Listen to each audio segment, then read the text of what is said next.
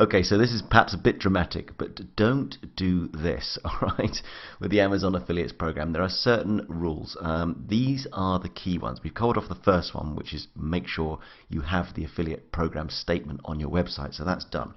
But there are a few others that you may have already had an idea of, alright? So first of all, don't try to buy products with your own affiliate links, okay?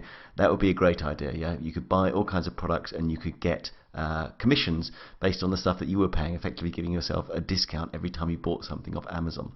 They're not stupid, and that'll be a very, very quick way for you to get banned from the affiliate program. The other thing, the other big no-no is don't alter the links that Amazon provides you. Right? So you might be tempted to put them through some sort of URL shortener, whatever it might be. Do not tamper with the links. Okay? Again, they will detect these things and you'll be thrown out of the program. And the last thing is, the last really important one is, don't include your affiliate links in your emails. Basically, the message is there that your link is designed to go on your site, the site that you have registered with Amazon when you set up your affiliates program. Okay, anything outside of that is basically not allowed. Okay, so they're not big deals or anything. You know, they're very, very easy to abide by.